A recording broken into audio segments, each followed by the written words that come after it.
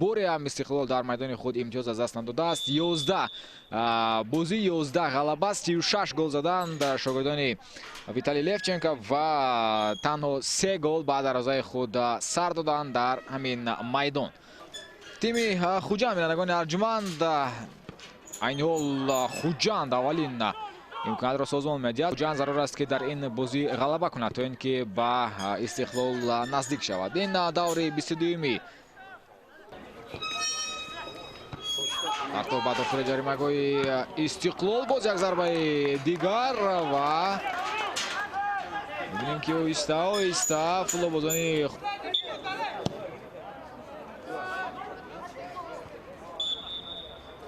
خوب همینطور نیمه اولی بازی استقلال و خوجند به انجام میرسد. حساب 0-0 تنفس میکنیم و بعدا برمیگردیم و قسمت دوم رقابت را تماشا خواهیم کرد.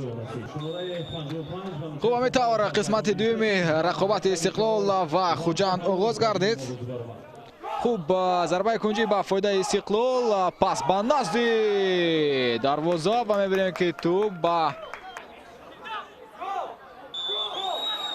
صدای داور بلند میگردد. منوچهر جلیلوف ضربه و ضربه را خطا اجرا میکند منوچهر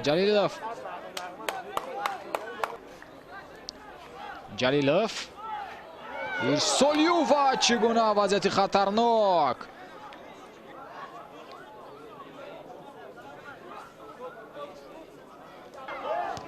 رقابت در دوره 15 صورت گرفته بود. منوچهر جلیلوف و توپ را میگیرد الرجان براتوف و همینطور به انجام میرسد بینندگان ارجمند بازی مرکزی دوره 22 لیگ اولی میان استقلال و